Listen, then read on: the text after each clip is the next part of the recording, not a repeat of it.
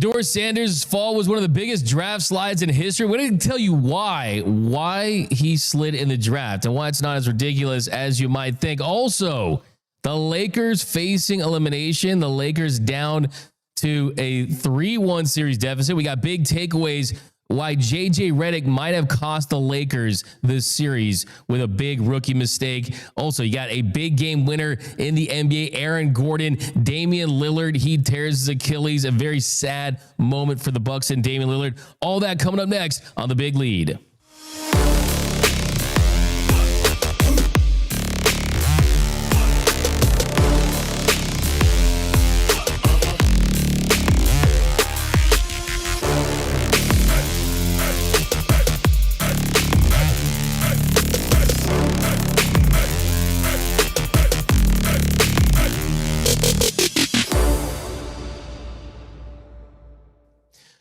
What is up and welcome to The Big Lead. My name is Doug McKain. You can follow me on X and Instagram at DMAC_LA. If you're new to the channel, be sure to subscribe to The Big Lead. It's the hottest, the leading stories in all of sports in less than an hour. Picked up a couple of hundred subs over the weekend, so welcome if you're new to the channel. Also getting closer to 2,000 subscribers. Once we get there, we'll be giving away a brand new number 77 Luka Doncic Lakers jersey. Hopefully the Lakers will still be in the playoffs by then. Be sure to subscribe and comment Luka Magic down below. But we have got so much to get into. A lot happened in the world of sports over the weekend, but the biggest, the hottest, the leading story in sports is the slide, the shocking slide of Shedeur Sanders. And what has been one of the biggest slides in NFL draft history saw Shedeur Sanders, a quarterback that was consistently mocked anywhere from the top 5 to the very least the bottom of the first round,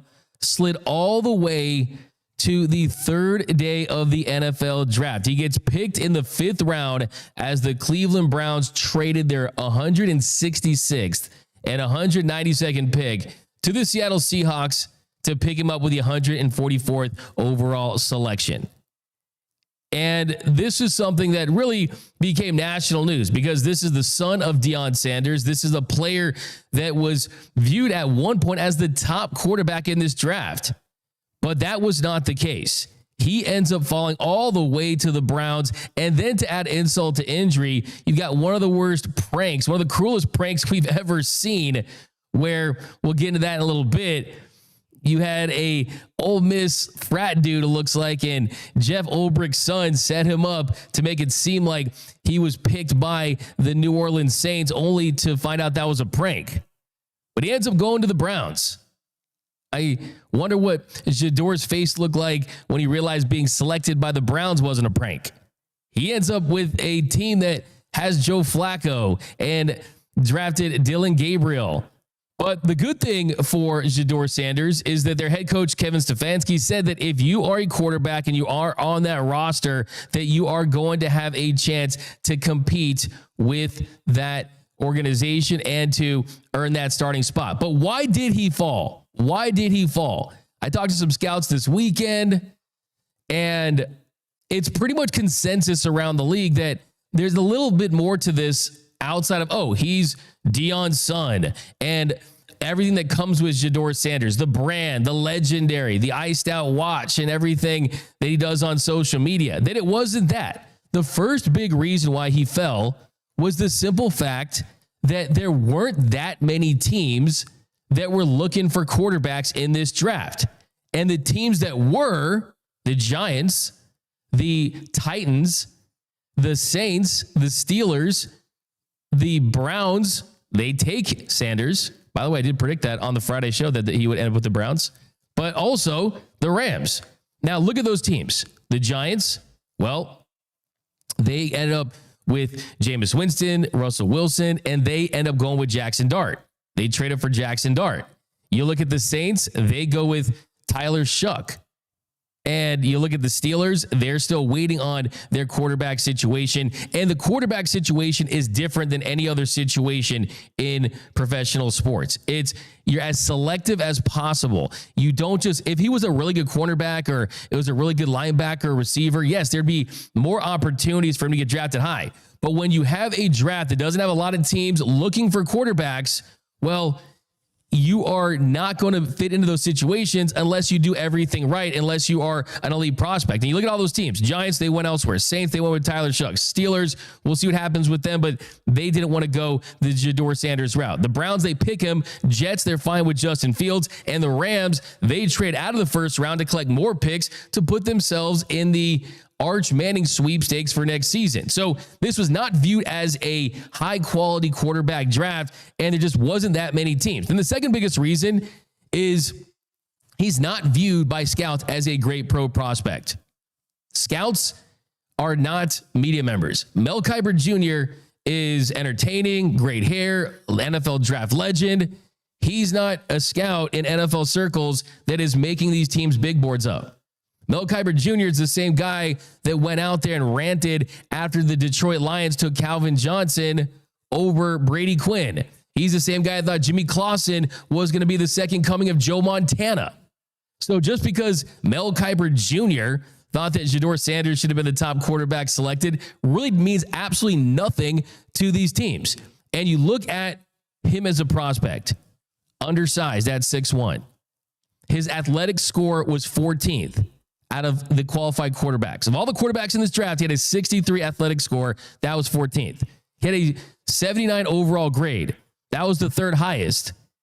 But you look at kind of where he was at as a pro prospect graded by the NFL draft scouts, he was at a 630, which your ceiling is you're eventually going to be a starter in this league, which is good. That's solid. I mean, that's on the high end for him. But there are the skeptics that say, look, a little undersized, holds on the ball too long, takes too many sacks, not explosive athletically. Yes, he does. There's some things that he does really well, right? I mean, he can definitely, he's accurate. He definitely has accuracy. Also had the shortest average depth of target of any quarterback. So he was throwing a lot of checkdowns at times, was pushing the ball at times, right? And his slide didn't necessarily justify that based on his talent level, but to think that he's this all-world talent like a Travis Hunter or like his dad, Deion Sanders. No, he wasn't that. Not very athletic, doesn't have a great arm, decision-making at times, holds onto the ball too long. So that was the second biggest reason. He just was not an elite prospect physically based on how he graded out. And then if you're not an elite prospect, well, what should you do? You should throw at the combine. You should run for scouts. So he didn't do any of that. I mean, this is really a case study how to kind of sabotage your draft stock if you're Shedeur Sanders. And the third biggest reason why, and I think this is truly the reason why he didn't get drafted in the first 3 rounds, and that is he absolutely bombed his interviews. He was completely unprepared in his interviews.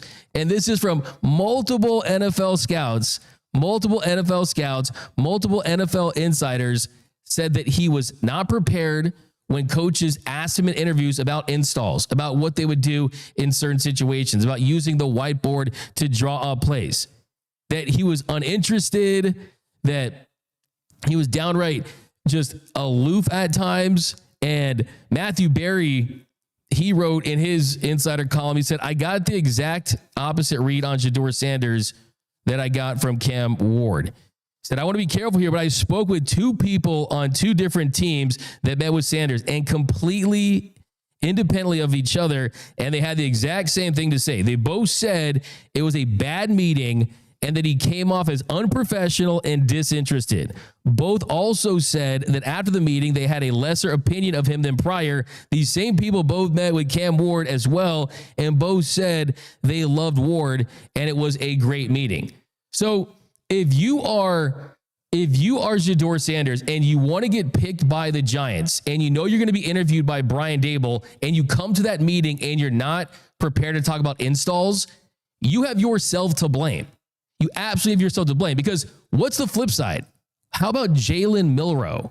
Jalen Milroe, quarterback out of Alabama, ends up going to the Seahawks, gets drafted higher than he did. Well, Jalen Milroe, here was what they had to say about his answers. Says his answers were tremendous. His knowledge was extremely impressive. One of the teams asked Jalen Milroe a series of questions about what he was really good at. And then they said, hey, what could you get better at? And what was Jalen Milroe's answer? He said, how much time do you have? General managers eat that up. So Jalen Milroe crushed his interview. Cam Ward crushed his interview. Shedeur Sanders showed up like it was the Step Brothers interview, and he farted. And he was doing the Pam bit with these teams. Shedeur Sanders, if he wanted to get drafted higher, he should have rolled up to that interview, not like it was the scene out of Step Brothers. He should have rolled up like he was Christopher Gardner, Will Smith's character in The Pursuit of Happiness, doing everything he could to get that job. One of my favorite movies, one of my favorite scenes. When he asked Will Smith, hey, what would you say if a guy walked in for an interview without a shirt and I hired him? What would you say? Will Smith said, well, hey, you must have had on some really nice pants. Shedeur Sanders absolutely bombed, was unprepared. I don't think Deion did a good job. Here's the fourth reason. Deion's his agent. When your agent is your dad and he's not being completely truthful about how teams feel about you, you're going to set yourself up for failure. You're going to set yourself up for disappointment because Deion, of course, is Deion, right? I mean, he didn't have to prepare. He was so athletic. He was so great at what he did. Shedeur's not like that, right? And how is this proven? Well, Shiloh Sanders, he ended up hiring an agent. So Deion being his agent, I don't think helped. Him not being a great elite prospect didn't help. Him bombing the interviews didn't help. Teams not across the league needed quarterback didn't help. And then at the end of the day, I think the icing on the cake for him was just the whole kind of legendary persona. And I will say that now he can truly be legendary. Because if you get drafted in the first round and you're a top 5 pick and you make the Pro Bowl and you win a Super Bowl, yeah, you're really good and you're to a degree legendary, but now you really have an opportunity to be legendary because now you're a 5th round pick, you're on the Browns, and if you can win a Super Bowl as a 5th round pick for the Browns, then you can really be legendary. So he should welcome this opportunity, but this is a case study. Players in the future, don't bomb those interviews. You're a quarterback. They don't have to draft you. You have to impress teams. I don't care what name's on your back, because if his name was Shedeur Simmons with the same stats, the same numbers, no one would be going crazy right now that he got drafted where he did. That's just the truth of the story here. People think that there's something deeper with this. There's really not. The truth is, bombed the interview, was a great prospect, and he is where he is. I'm rooting for him now, though. I will say, I'm rooting for him now because did you see this cruel prank? This cruel prank that was done on Shedeur. He's got his whole family there waiting for this call, agonizing to get picked. And you got 2 college kids that got his number and they prank him thinking that he got selected when he didn't.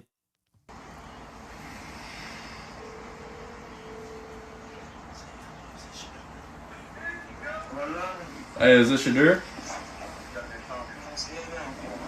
Hey, this is Mickey Loomis here, the GM of the New Orleans Saints.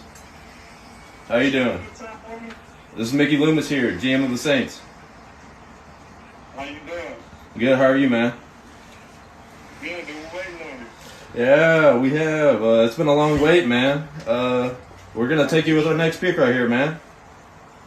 This thing must be legendary. Hey, but you're going to have to wait a little bit longer, man. Sorry about that. What does that mean? What? What did he say? I don't know. How you gonna ask us what it mean and you was on the phone? You heard that? You said you're gonna have to wait a little bit longer. Sorry about that. Why did he call? What the fuck? Hey, that's fucked I up. don't know what that was. It's 50-50. But nobody got this number though. It was private. Did they just troll, bro? It can't. Man, he just got trolled, bro. They tripping now, fam. Now I'm gonna crash out, bro. Yeah, that was one of the cruelest pranks. You got a guy that everyone in the world is talking about, the fact that he hadn't been drafted yet, and these 2 dudes who have a cooler as a table are making national news, international news, really, by pranking Shedeur Sanders, making him feel like he had gotten picked when he did not. And it turns out that this was Jax Ulbrich, who's the son of Falcons defensive coordinator Mike Ulbrich, I think, right? And he said on his Instagram. He goes, on Friday night, I made a tremendous mistake. Shedeur, what I did was completely inexcusable, embarrassing, and shameful. I'm so sorry I took away from your moment. It was selfish and childish. I could never imagine getting ready to celebrate one of the greatest moments of your life, and I made a terrible mistake and messed with that moment. Thank you for accepting my call earlier today. I hope you can find it in your heart to forgive me. And that was on Jax Ulbricht's Instagram. And then the Atlanta Falcons, they came out and they issued an official apology. They released a statement that said earlier in the week, Jax Ulbricht, it's Jeff Ulbricht, the 21-year-old son of defensive coordinator Jeff Ulbricht, he used to be the defensive coordinator at UCLA, unintentionally came across the draft contact phone number for Shedeur Sanders off an open iPad while visiting his parents' home and wrote the number down to later conduct a prank call. Jeff Ulbricht was unaware of the data exposure or any facets of the prank and was made aware of the above only after the fact. The Atlanta Falcons do not condone this behavior and send out sincere apologies to Shedeur Sanders and his family, who we have been in contact with to apologize to, as well as to facilitate an apology directly from Jax to the Sanders family.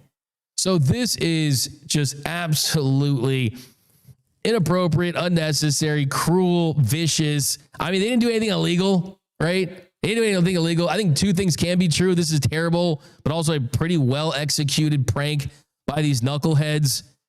But you got to feel for Shedeur. You really do. I mean, this is his origin story now. And if he doesn't go on to have a really good career, I mean, kind of the thing we'll talk about most from him is this draft weekend fiasco, but those guys should be ashamed of themselves, man. I know people are saying, oh, why didn't they open up an investigation for Cooper DeJean when he got pranked? Because it's totally different. Shedeur Sanders is a higher profile name, and he was sinking later in the draft.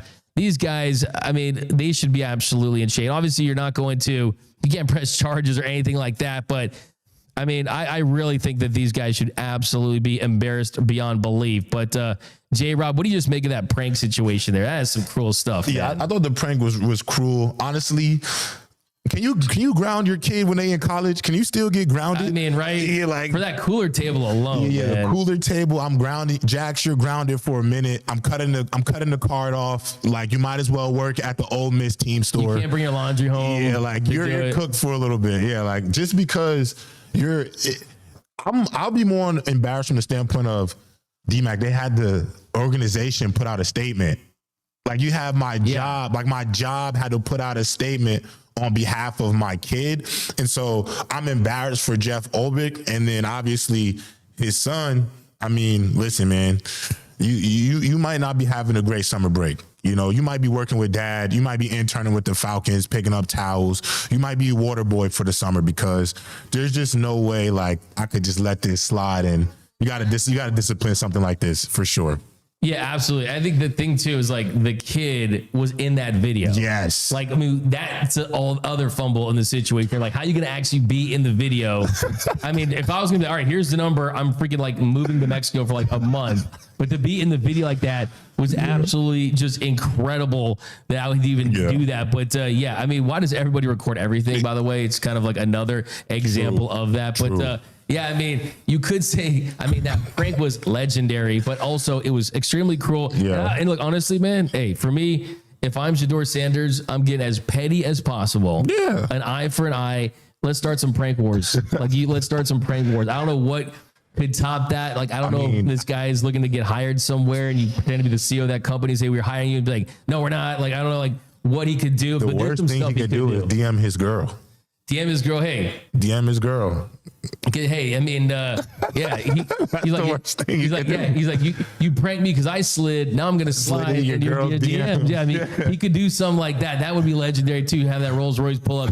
But I'm just saying, like, you gotta, like, within his rights. I mean, you gotta do something back. You gotta do something back. I don't care what it is. Like, get full blown petty. You know, when they go low, we go to the flow. To the flow. You know what I mean? Like, he really has to do something. But honestly, these guys should be absolutely ashamed of themselves. But what do you make of just the whole slide? I know I said what I said, and for me, it's like I do think that falling where he did, it like Jalen Milroe should be like, damn, I fell that long.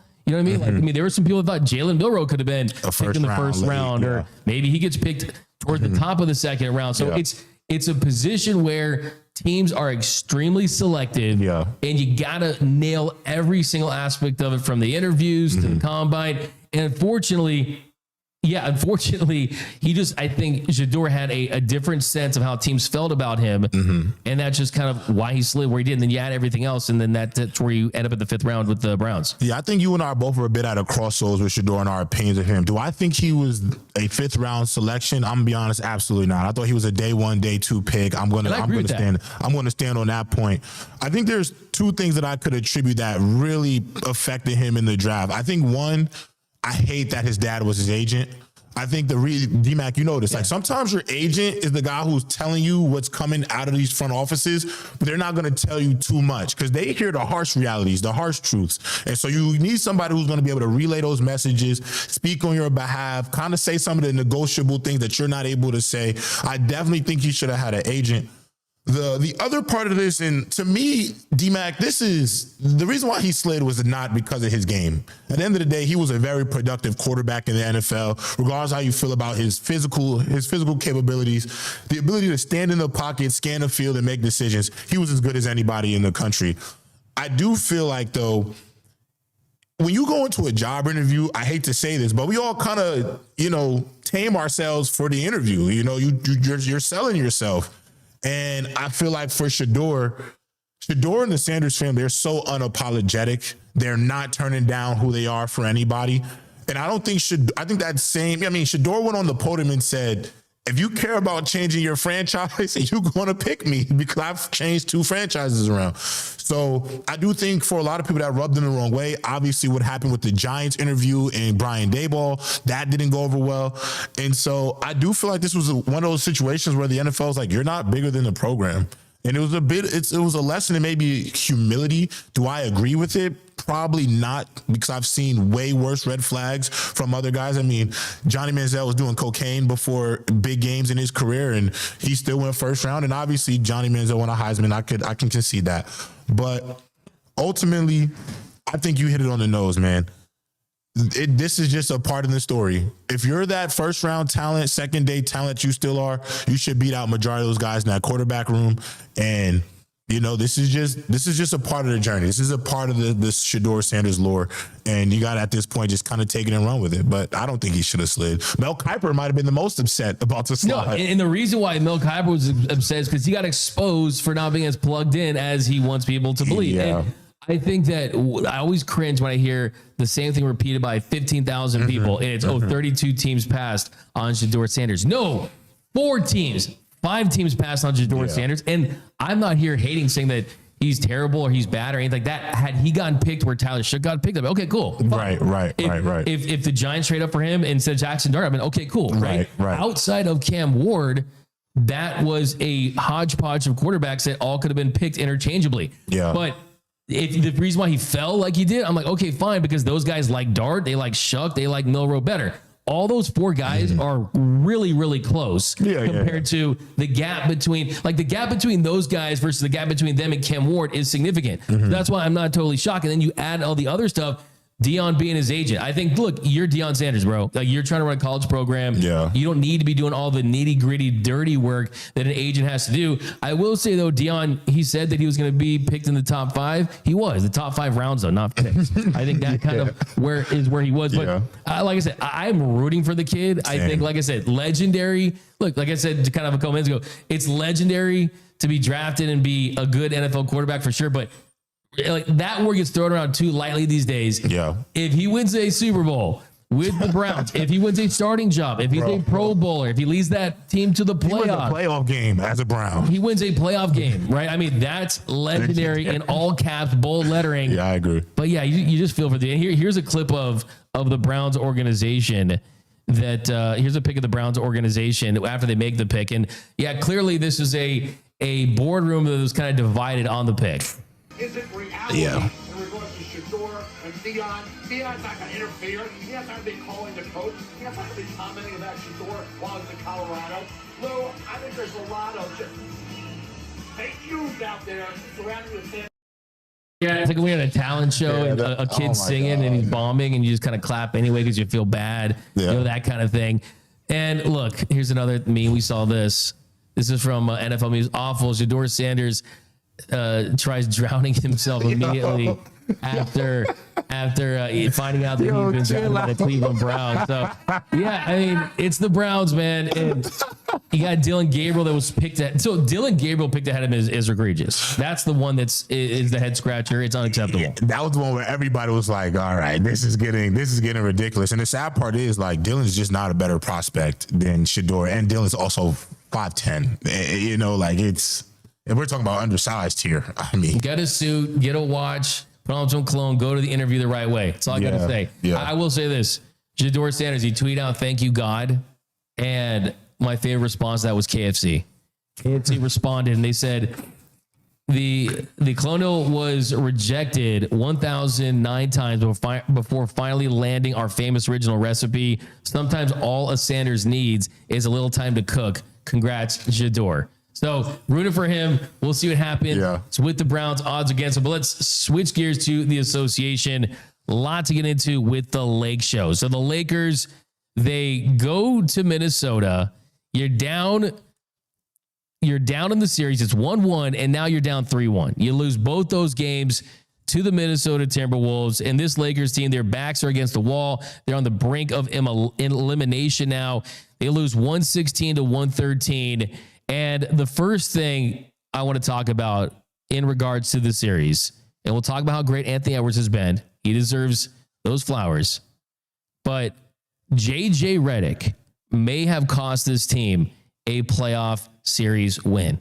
And before I talk about him playing his starters the entire second half, first time it's ever happened in the play-by-play playoff era where you're charting that, he realized going into game one that he had made a mistake by not having those scrimmages leading up to that. And the Lakers came out flat in game one. They got beat pretty significantly, pretty soundly. And then you're having to play catch up the entire series. And then you go to game three where you waste a 38-point performance by LeBron James. LeBron had 11 in the fourth quarter in this one. He had 46 minutes on the playing time, and you waste that, and then you're playing Luka Doncic all throughout the third quarter, and he's sick.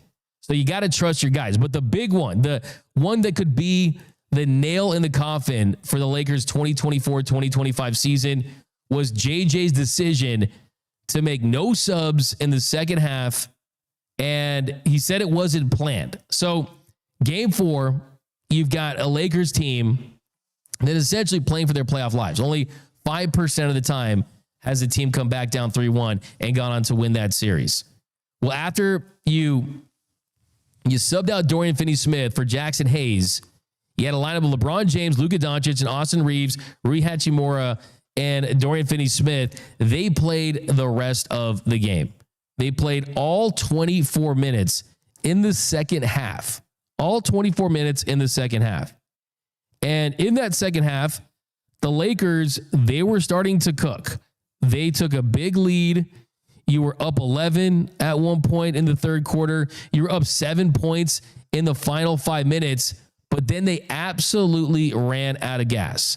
Absolutely ran out of gas. 24 consecutive minutes for a 40-year-old LeBron, a Luka Doncic that had been dealing with an illness, the Austin Reeves who had been struggling, and then you play them all 24 minutes. LeBron and Luka combined for 1 for 7 down the stretch. They did not have it. Austin Reeves, he missed a couple key shots. He missed the potential game tire at the end of the corner. LeBron James, under a minute to play, he hoists the big three. It bricks. And of course, after the game, what are they going to say? You really think that NBA players are going to go to the podium and say, oh yeah, we were gassed, man. We were cooked. We were so tired. Of course not. They have too much pride.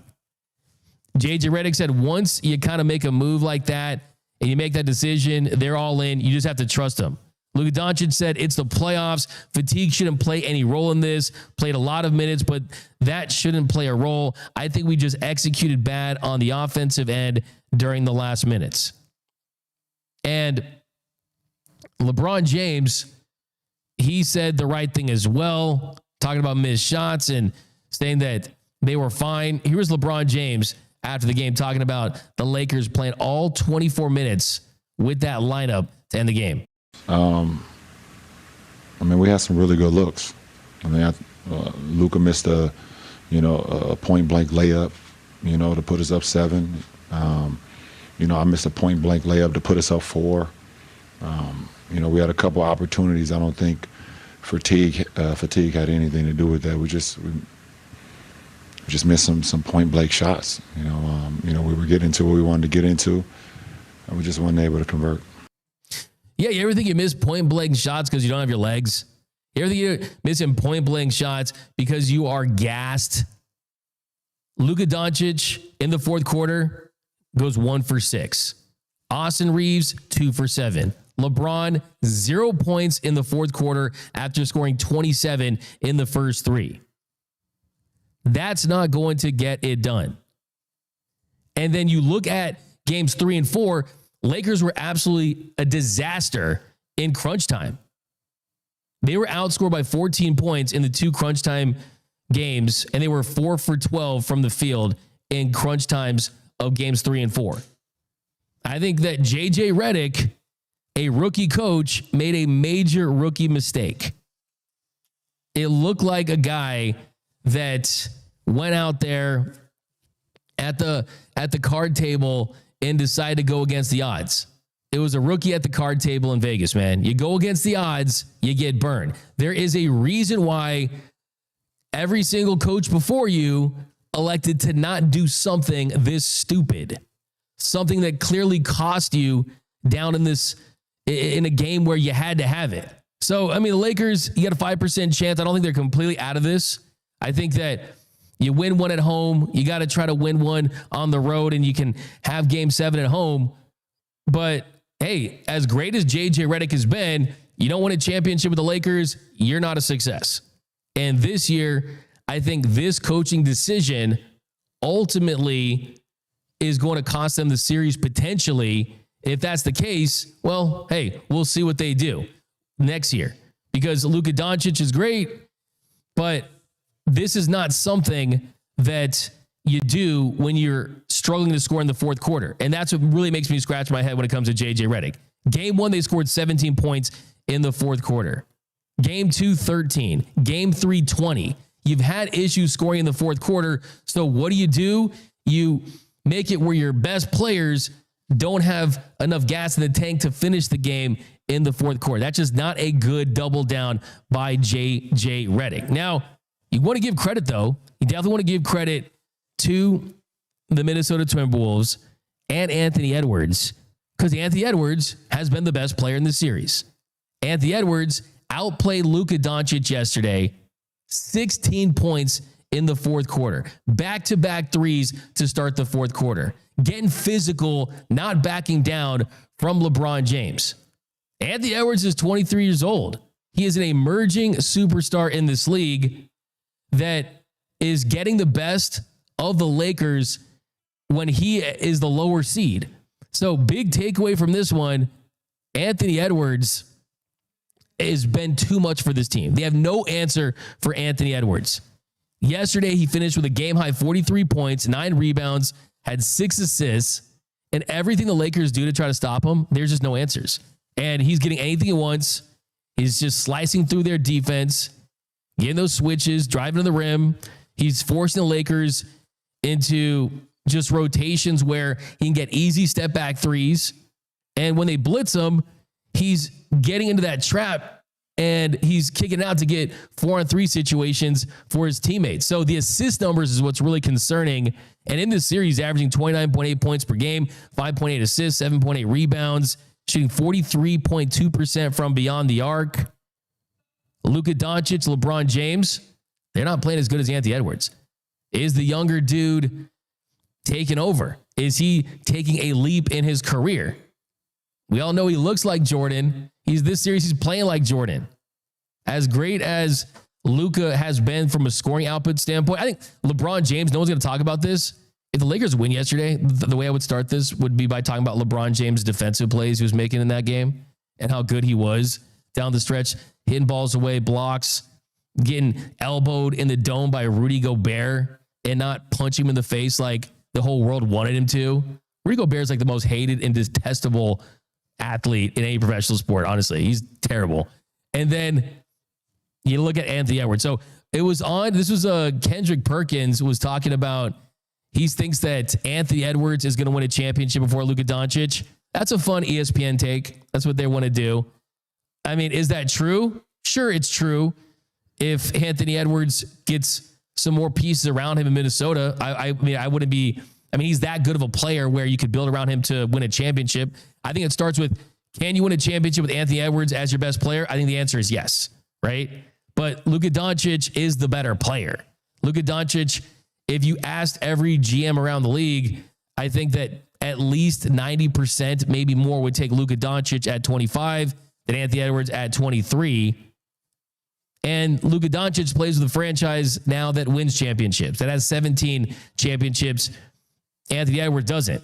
But what if Anthony Edwards doesn't have success there, goes to another franchise? Sure, you can see it. But yeah, what's your thoughts on that one, J-Rob? Just the whole Anthony Edwards, Luka Doncic thing. I think two great players to the face of the league, really. Yeah, I mean, ultimately, they're two great offensive players, but I mean, the difference is defensively. Like, I don't think Anthony Edwards is an all-world defender, but he's a much more consistent, a much more willing, a much more competitive defender than Luka Doncic. I mean, they put Luka on an island and go at him.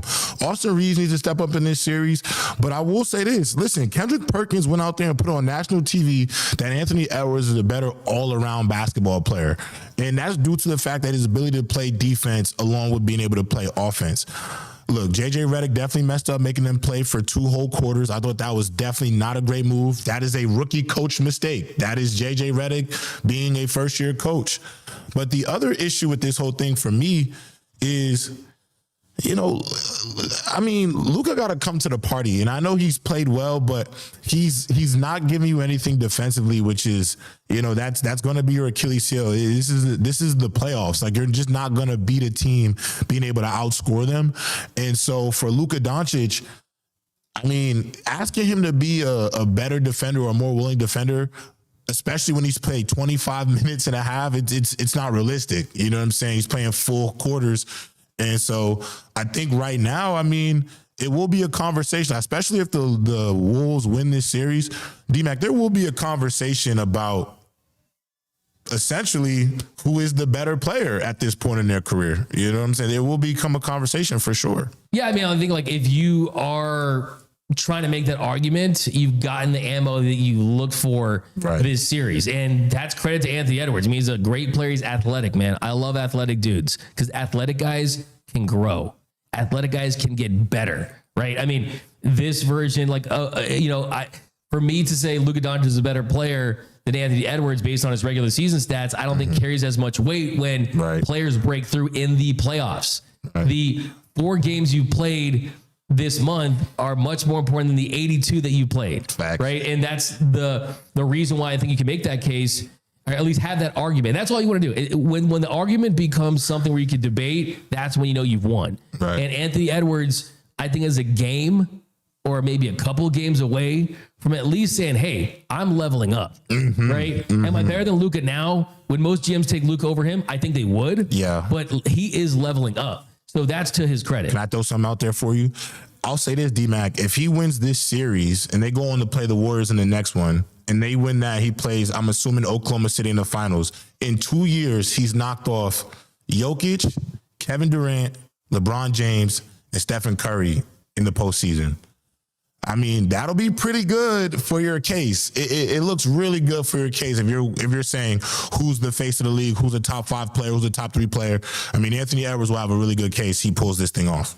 Absolutely. He has a massive opportunity. And the way you make it's funny because, like, they're the 6th seed, the Lakers are the 3rd seed. Yeah.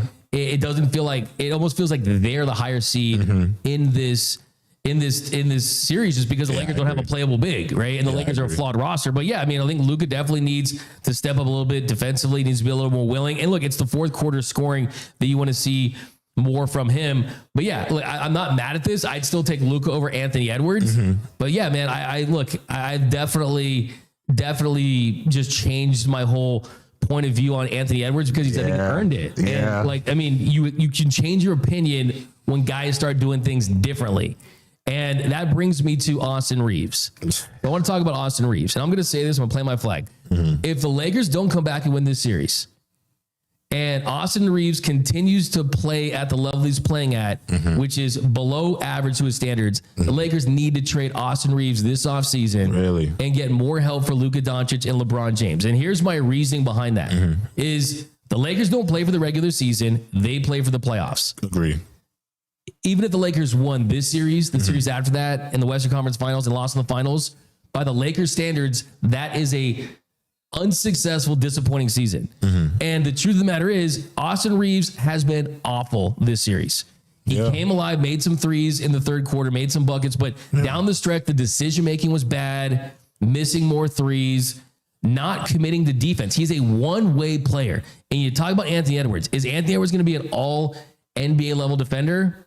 Probably not, because what he has to do for his team. Yeah, exactly. There's just too much responsibility. But the fact that he's so athletic, right? If he wanted to turn it on for a possession or two, he can. Right. Austin Reeves doesn't have that, right?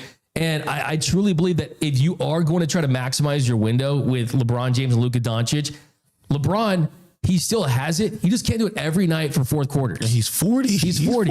Like, the truth of the matter is, has LeBron been great this series? No. Has LeBron been great through the prism of he's 40 and has played 70,000 minutes? Yeah. Hell yeah, there's not a close second, right? So that's kind of how I view this, is if you want to maximize Luka and LeBron, they need a better third star that can play in the postseason alongside them. Austin Reeves, I think, in a different situation, as more of a primary ball handler, I think he can get more volume stats.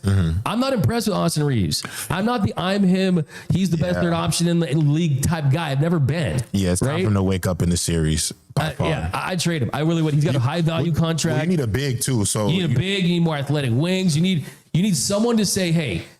So if the viewpoint is like, we're just going to wait till LeBron retires. Right. And then we're going to put a piece around Luka and try to make a run when he's like 28, 29, 30. Then fine. Keep Austin Reeves. Right. But to me, if the goal is I want to win a ring with LeBron and Luka, I got to use that asset because he's the best asset you have for sure. Maybe Rui Hachimura. I will say this though. Can I ask you this question real quick before we move on? I know we got to get going. But with Luka Doncic, if they lose this series, let's say they lose 4-1, is Nico Harrison pointing at the TV like I told you? I don't think so. It's a good question. I mean, I don't have the right answer, right? Yeah, but just my opinion on that is that both rosters had their issues that came down to things that they couldn't control, right? I think if Nico had a healthy roster, I think the Mavs win a playoff series, and I think that then they definitely get the last laugh, right? But unfortunately for him, Kyrie goes down. A lot of their guys were unavailable. AD misses a significant time, and they're not even in the first round. And then from the Lakers' standpoint, it's, hey, like, we don't care what happens this year because we got Luka, and any team's going to do that, but we don't have a big. Like, we do.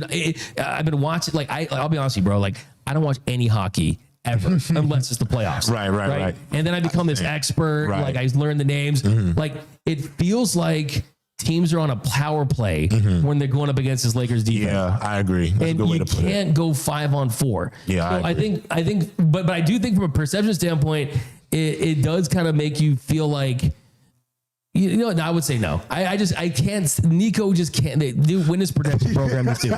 Like, Luka's too good. No, I think that like it starts. I think it starts. I think only the way Nico can win is if they get to the finals or win a championship with the guys that he traded for. And Luka turns out to be like Luka shows up to Lakers training camp looking like 400 pounds, right? Like he was Luka Doncic. They don't win a championship and that kind of stuff. But it has to be a disaster. Yeah, absolutely. But they need more from Austin Reeves, man. He bounced back in the third. Hit a couple threes, but also missed big 3-pointers down the stretch that I think would have honestly won the game. So, I mean, Austin Reeves a couple years ago, this would be different because you'd be like, oh, this is found money. We found this $20 bill in the couch cushion. Right. This is new contract, Austin Reeves, guy that is supposed to be that third star. So need to see more from him. But all right, guys, let's switch gears. Talk about Dame. We'll talk more Lakers all week, obviously, but disappointing, man. The Lakers should have taken one of them. Actually, before we get that, I'd say Julius Randle talking about FUs to the other team. Yeah. I mean, for the Lakers to win this series, they needed their big three to be special. Yeah. Luka hasn't been special every game. He's been special like 2.5 out of the 4 games. Yeah. LeBron was special for 1 game, really. Yeah. And then for 3/4 of game 4, Austin Reeves hasn't been special in any of the 4 games. Yeah. Naz Reid has been better. Julius Randle has been better. Yes. Anthony Edwards has been the best player on the court. So when you look at it from that standpoint, it's, Jaden McDaniels has been better. I mean, Jaden McDaniels looking like an all-star. It's crazy. He's playing like an all-star right now. It's crazy, insane. man. But Lakers still have a shot, 5% shot, basically. 5%. And let's see if they can get it done. All right, switching gears, talking about Damian Lillard, man. This one hurts, bro. Damian Lillard works his way back from the blood clots. And then right at the start of the game, he is trying to deflect a ball. And I really give him credit. If you look at the replay of it, he's like trying to make a play on this ball to deflect it while his Achilles had been popped. And then, of course, you get all the Twitter doctors that are posting zoomed in images, and you see the calf kind of explosion inside flicker there, and you know exactly what happened. Then there's this sad shot. Oh, here's a shot right here. Shout out to. See, look, I like how he's making the pass. Like for me, I'm already calling for 911 ambulance, announcing my retirement on the court. That is one of those that you kind of say, damn. You know, that is one that you know what that looks like? Do you remember when Greenlaw for the 49ers just was running onto the field and it just popped? Like that's what that looks like. Like that Achilles is nasty, bro. You never know. It's like the Grim Reaper. You don't even know what I mean? when it's gonna pop. It's like the Achilles ghost decides it wants to just hack your leg down. Yeah. And there's like a powerful photo out there of him just kind of sitting on the court, reflecting. I hate it. It's rough, man. You feel for Damian Lillard. You feel for the Bucks. I mean, I will say when that move was made a couple years ago, look, Drew Holiday is a championship level defender. Yeah. He's a big glue guy. And you look at that move, and obviously a lot of the stuff is out of your control if you're the Bucks because of the injuries. That move isn't looking good because you still got a lot of money left on that contract. Giannis Antetokounmpo. If I'm Giannis, I'm requesting a trade this offseason. Absolutely requesting a trade. Really don't have I feel like you don't have a choice, D-Mac. Unless he's happy with the 1 championship. If he is, fine. But I would love to see. I mean, the whole NBA is going to want him. I mean, I'm just let you know right now. Like, I mean, there's not going to be a team in the association that's not going to be in the Giannis business. It's just, if I'm the Bucks, you're just going to take what's the best offer I can get, and then I'm just do right by Giannis. But I mean, watching Giannis sit on the bench after the game ended, D-Mac, it just screamed like, what more do you want from me? Like Tyrese in that meme, you know, like. I will say, man, everyone wants to send him the Knicks and trade him for Karl-Anthony Towns. Karl-Anthony Towns was doing Kobe stuff with that little like behind the backboard fadeaway shot. He's absolutely hooping. So that would be tough. But yeah, I mean, the Knicks, the Magic, the Rockets. I mean, the Warriors are going to try to do business. The Warriors, the Lakers. That'd be tough. I don't know if you get the Lakers. It'd be a tough swing. I don't think they have assets for that. But who's going to doubt the Lakers when it comes to? I mean, Adam Silver might make the call. You trade Luka Doncic to the Bucks for Giannis. I don't know if I do that. I don't know if I do that either. Yeah. I mean, but yeah, I definitely. I mean, the Clippers. I don't know how they could get him, but he's someone that I do think has a couple dominant years. Don't sleep on the Rockets. The Rockets would be like the best, like plug and play. What if the Oklahoma City Thunder with all those picks? What if they flame out? The Thunder could be a destination. I'll be honest. I got a sneaky one that I was trying to sell to, I think, Noel a few weeks ago. I mean, would you be mad if you put him on the Atlanta Hawks with those wings and Trae Young running the offense with all Dyson Daniels, Jalen Johnson? You add Luka Doncic, Onyek. I can't think of his name, but the center they have, he played with the Ball brothers. He's been really great. I mean, Giannis plugs and plays for a lot of teams, in my opinion. Like, he's going to go in and really affect another team's ability to win, for sure. That would be a fun one, for sure. I mean, the Spurs, too, a little Twin Towers thing with him and Wemby would be pretty crazy, you go to the Spurs, that'd be insane. Yeah, but I'm like, we need that. Like, if media day comes around, he's wearing that green Bucks jersey, I'm gonna be absolutely pissed at Giannis. Like, force your way out, dude, any way you possibly can. Yeah. And then lastly, here there was a miracle on Saturday at the Intuit Dome. By the way, the Intuit Dome is just incredible. I mean, I haven't been there, but the way it sounds on TV, it's the best, man. It's the best. Robert, I mean, so how do you compare the sound as far as how loud it is compared to crypto? Well, the sound, for one, like they have real Clipper fans there. So it's not like some fake, Fugazi. Like Laker fans are cool, but they're not loud, versus you go to a Clippers game, they're fun, they're rowdy, it's set up nice. And every seat's a good seat because they have an amazing sound system or screen system where everybody can see everything. So, yes, that's crypto is my home. Lakers is dope. I actually never really been to crypto except like one time. But Intuit Dome been like 2 or 3 times and I love it, man. Yeah, no, it looks awesome. I mean, Ballmer did his thing, man. And how much public funding? 0. You got 50 billion, he's so rich. So yeah, but what a moment there. Aaron Gordon gets the game-winning buzzer-beating dunk. Here we go. Wearing his brother's number. Very close, and it gets right in. Oh my God. Goes as a game winner.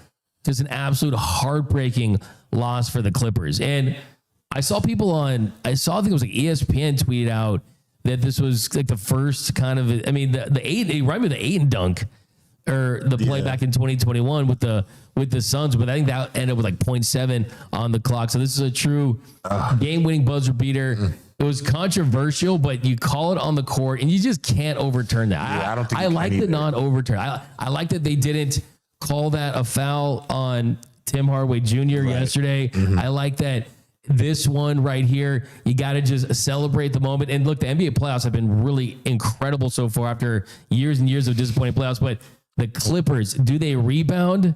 That's going to be tough. I mean, I'm still going to take them to win this series. I feel like sometimes when you have to win that way to get past a team, sometimes it's like, listen, they're going to get one, they're going to steal one. But I still like the Clippers, man. I feel like Kawhi is just turning back that clock a little bit. I really have enjoyed watching James Harden play for this team, D-Mac. He looks like he has definitely found a home here in Los Angeles with the Clippers. I'm still going to take them to win this series because I think if there's anybody who can impact a playoff game to the same level as Jokic, if he's playing at his best, it is Kawhi Leonard. And so I do think they'll tie the series 2-2. And I still got this thing going to 7. I got the Clippers in 7 still. Clippers in 7. I picked the Clippers before this series, so I'm going to stick with that too. So I can't switch your pick. But yeah, I mean, with Jokic, by the way, you see Jokic's reaction? He just kind of walked off the court like it was nothing. That's kind of what you expected. But I think what I thought here was and I'm a big Zach LaVine guy. This was the basketball gods rewarding Aaron Gordon for getting robbed of that dunk contest. Yeah. Like this was, hey, now we're even. We'll give you now you got a game-winning dunk in the playoffs. And you absolutely shattered the Clippers in that game. But like I said, it's kind of one of those games where as I still think the Clippers can win a game on the road because they've already proven that. Facts. Norman Powell, James Harden, Kawhi. I mean, they got a more balanced roster than a lot of the teams in these playoffs. So it's been a great series. It's really turned into a classic series. But man, I mean, that is just an absolute gut punch. Yeah, heartbreaker. Absolute gut punch of a game. And if they lose this series, man, they're going to go back to that game. Yeah, it is. I mean, it's they trailed. It was like they're on like 17 with 5 to play, and they come all the way back, and you don't finish the job. Can I ask you one question? How would this look for Tyronn Ludo to lose a playoff series to an interim head coach that we don't even know if this guy's going to keep the job? Yeah, I mean, it's like, dude, these teams are both playing like it's like Game 7 of the NBA Finals, man. Like, getting that clipboard. Do you see these huddles where you have the clipboard? I did see that. I actually did see someone tweet something like, "Hey, he fired him because you want to be the first player coach in Bill Russell and things like that." Yeah.